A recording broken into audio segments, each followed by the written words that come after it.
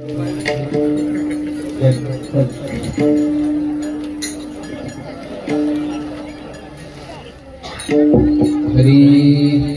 राम कृष्ण हरि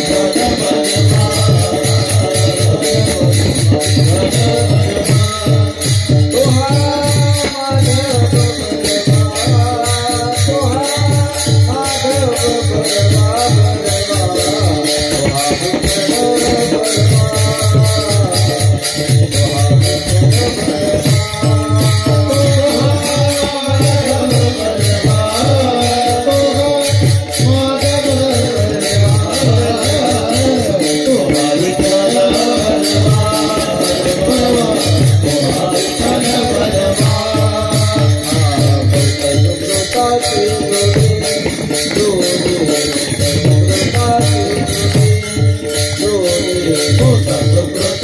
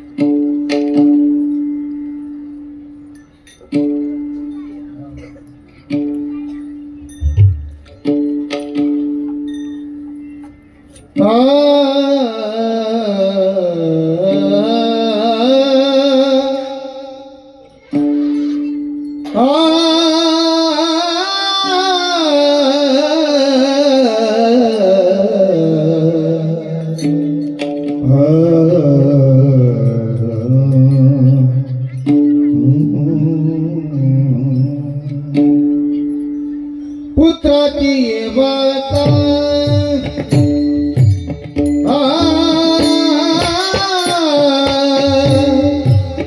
पुत्राची वार्ता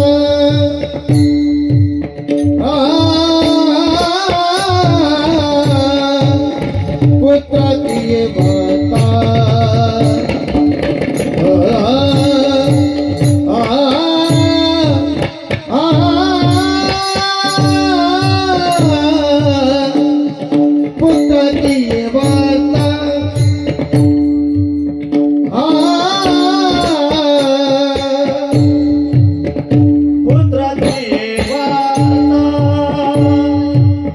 Ah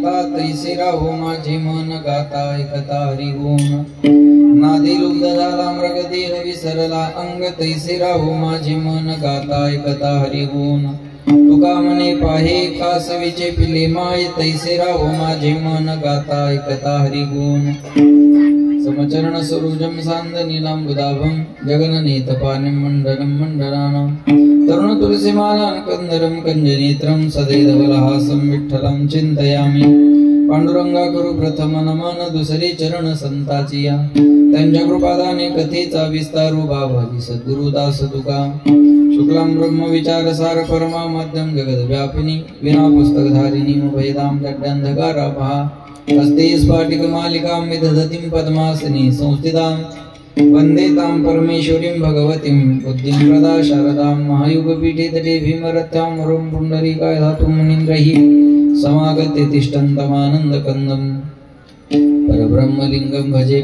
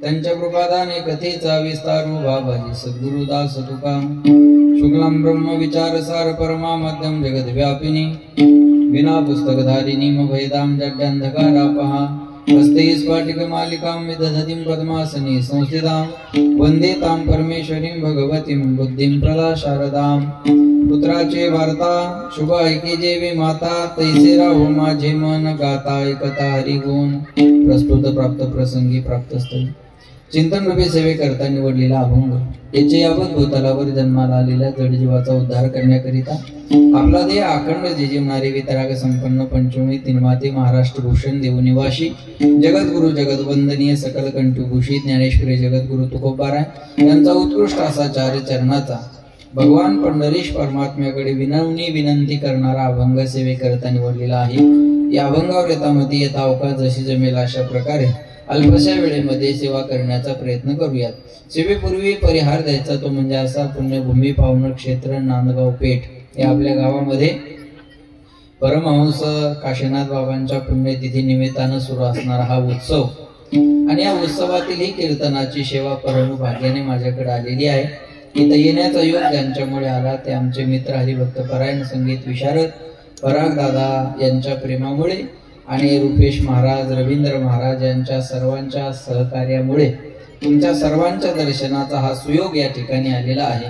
त्या निमित्तानं ज्यांच्या मुखातून आपण भागवत कथा श्रवण करत आहात ते माझे मित्र माझेच नावकरी सोपान मामा महाराज काळपांडे हे का नाही महाराजांच्या मुखातून आपण कथा श्रवण करत आहात आणि सगळी गुणीजन महाराज मंडळी आहे सर्वांना धन्यवाद। मस्तक हे पायावरी या वारकरी संतांच्या सर्वांच्या चरणी विनम्र अभिवादन आणि सेवेला सुरुवात।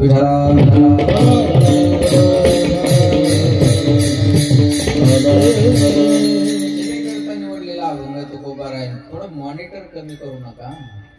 सेवेकरता निवडलेला अभंग तुकोबारायांचा आहे। जगद्गुरु तुकाराम महाराज अभंगामध्ये जगाच्या मालकाकडे एक विनंती करतात की देवा पुत्राची शुभ वार्ता ऐकत असताना आईचं मन जेवढं प्रसन्न झालेलं असतं भजन करताना माझं मन तेवढं प्रसन्न व्हावं. पुत्राची वार्ता शुभ ऐके जेवी माता. तुम्ही आलाप म्हणण्यात जेवढा आनंद नाही ना तेवढ्या त्या बारक्या लेकराच्या किंकाळीत आईला आनंद आहे. पुत्राची वार्ता शुभ ऐके जेवी माता. तैसे राहो माझे मन गाता ऐकता हरी गुण. गातानाही मन प्रसन्न असावं आणि ऐकताना सुद्धा मन प्रसन्न असावं. हे जर कळलं नसेल तेव्हा तर हरीण माहिती आहे सर्वांना. हो नाही काहीतरी बोलत चला. हरीण माहिती आहे का सर्वांना? माहिती आहे ना. आपल्याला लहानपणी दाखवायचे ते नाही. लहानपणी म्हणायचे हरिण दाखवतो कानाला धरून उचलायचे आहे का नाही. जंगलामध्ये हरिण असतं बघा. पारध्याला हरणाला पकडायचं असेल तर पारधी हरणाच्या पाठीमागे कधी पळत नाही. मग त्याच्यावर एक बिन नावाचं वाद्य असतं. तो एखाद्या झाडावर बसतो आणि बिन वाजवत राहतो आणि ते बिनेचा नाद ऐकण्यासाठी आसुसलेला आतुरलेला हरिण त्या बिनेच्या नादाकडे आकर्षित होतं आणि शांतपणे बिन ऐकत उभं राहतं. तेवढ्यात पारधी वात्यातला बाण काढतो आणि त्या हरणाला मारतो. पण ते पडलेला हरिण त्या पारध्याला म्हणतं, दादा माझा काहीच दोष नसताना तू मला मारला. आता मारल्याच्या बद्दल तक्रार नाही, पण जोपर्यंत माझ्या शरीरात शेवटचा श्वास आहे तोपर्यंत तुझं बिन वाजवणं बंद करू नको, म्हणजे मरणाच्या यातनेची मला जाणीव होणार नाही. म्हणजे बिनेचा नाद ऐकत असताना हरणाला मरणाचा विसर पडला. महाराज म्हणतात एवढं मन भजन करताना एकाग्र झालं पाहिजे. नादी लुब्ध झाला मृग देह विसरला अंग. हे जर कळलं नसेल तेव्हा कासवीन माहिती सर्वांना. हो नाही काहीतरी बोला असं फ्रेश बसा. कासवीन माहिती सर्वांना. माहिती आहे ना. हा त्या कासविनीला स्तन नसतात. कोणी म्हणाल मग कासविनीला जर स्तन नाही तर तिच्या पिलाला दूध कशातून मिळतं? तर कासवीन आपल्या पिलाला दूधच पाजत नाही. कोणी म्हणेल महाराज लेकराला दूध मिळालं नाही तर लेकरू जगतं कशावर? तर ऐका माया हो, कासवीन आपल्या पिलाकडे फक्त प्रेमानं पाहते आणि पिलू आपल्या आईकडे प्रेमानं पाहतं आणि त्या नजरेतून मिळालेल्या प्रेम पाहण्यावर ते पोरग जगत राहतं. कासवीचे बाळ वाढे कृपा दृष्टी दुधा नाही भेटे अंग संगे. महाराज म्हणले दुधाची त्याच्या आयुष्यात भेट नाही, पण ते दोघं मुलगा आणि आई जेव्हा एकमेकाकडे पाहतात तेव्हा या जगाचा विसर त्यांना पडलेला असतो. एवढं एकाग्र होऊन पाहिल्यामुळं आईतली ऊर्जा त्या मुलामध्ये जाते. तेवढं माझं मन भजन करताना एकाग्र व्हावं. तुका म्हणे पाहे कासवीचे पिले माय तैसे राहो माझे मन गाता ऐकता हरी गुण. आणि प्रेम नजरेतूनच कळत असतं बरं का. इथं बसल्यापैकी मी कुणाला आवडत नाही मी एका मिनिटात सांगू शकतो. अजिबात बागेश्वर बाबाकडे जायचं काम नाही. सीताराम गुरुजी आपकी पर्ची यही निकलेगी बालाजी की कृपा से.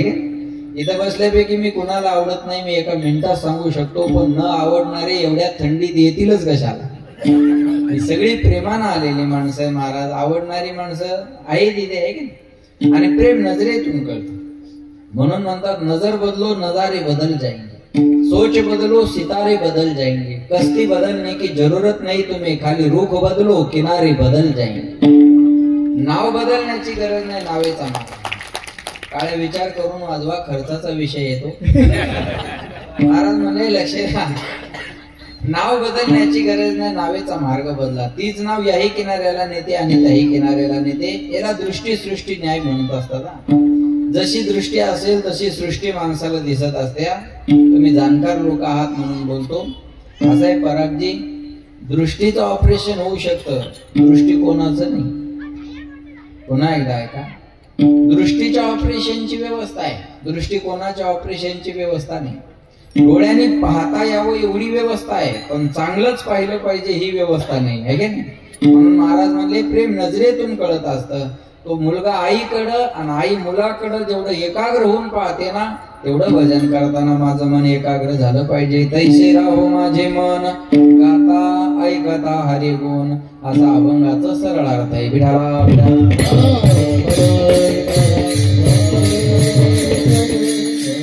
अभंगामध्ये एक सिद्धांत आहे. सिद्धांत आहे दुसऱ्या चरणात तैसे राहो माझे मन गाता ऐकता हरी गुण. दुसऱ्या चरणात सिद्धांत आहे आणि तो एक सिद्धांत पटवून देण्याकरता तुकाराम महाराजांना 3 दृष्टांताची नियुक्ती केलेली आहे.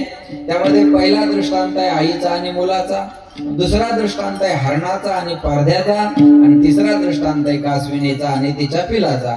या 3 दृष्टांताच्या माध्यमातून वाघ महाराज या ठिकाणी एक सिद्धांत पटवून देण्याचं काम तुकोबाराच्या अभंगामध्ये करतायत. सज्जनो, परमार्थ हा जो विषय आहे हा शरीरातल्या कुठल्याच अवयवाचा नाही. फार लक्ष देऊन कीर्तन ऐकलं तर कळेल. परमार्थ हा जो विषय आहे हा शरीरातल्या कुठल्याच अवयवाचा नाही. परमार्थ विषय आहे मनाचा आणि करावा लागतो मनासाठीच. पुन्हा एकदा ऐका, परमार्थ विषय आहे मनाचा आणि करावा लागतो तो सुद्धा मनासाठी. मग एक मन म्हणतं चला सानप महाराजाचं कीर्तन आहे, दुसरं मन लगेच म्हणताय कीर्तन ऐकून कुणाचं चांगलं झालं, तिसरं मन लगेच म्हणतं अरे नाही कीर्तन ऐकायचं तर आपण लांब उभे राहू, लोक चांगल्या चांगल्या चपला घालून येतात. नाही कळलं का? एखादी घालून घरी जाऊ. तिसरं मन लगेच म्हणतो नको नको नको, कोणी पाहिलं तर इज्जतीचा पंचनामा होईल. संकल्प विकल्प करणं हा मनाचा स्वभाव आहे. एक मन म्हणतं खोटं आहे का त्या महाराजाचं, दुसरं मन लगेच म्हणतं अरे खरं आहे पण कोण ऐकायला लागलं, तिसरं मन लगेच म्हणतं अरे बिघडले का कीर्तनात, त्याचे धंदे जे सांगायचे नाही सांगतील तर काय खातील. बघा काय व्यापक विचार आहेत लोकांचे. हा मनाचा स्वभाव आहे. संकल्प विकल्प करणं हा मनाचा स्वभाव आहे. एक मन परमार्थाच्या बाजूने उभं राहतं की दुसरं मन त्याच्या अपोजिट साईडला लगेच उभं राहत असता. एखाद्याला जर म्हणलं माळ घाला तर तो म्हणतो बर हा ऐकलं तुमचं घातली माळ, मग बोकडे का नांगराला चालणार आहेत का. म्हणजे एवढा व्यापक विचार मी आजपर्यंत केला नाही बा. अरे बोकड्या बोकड्याचं पाहून घेईल, बोकड्या राहता मग कळल थंडी आहे त्याची. बरोबर आहे ना, बोकड्या बोकड्याचं पाहून घेईल. आपुली आपण बोकड्या कधी तक्रार घेऊन आला का माणसाकडे की मला नाही खाल्लं तर मी काय करू बाबा, असं आहे. हा स्वभाव आहे मनाचा. संकल्प विकल्प करणं हा मनाचा स्वभाव आहे. एक मन म्हणतं देवाकडे गेलं पाहिजे की दुसरं मन त्याच्या अपोजिट साईडला लगेच उभं राहत असतं बरं का. पण परमार्थ मनाने करायचा आणि मनासाठीच करायचा. गंगेचं पाणी घ्यायचं काकाजी, गंगेला चाल घे द्यायचं.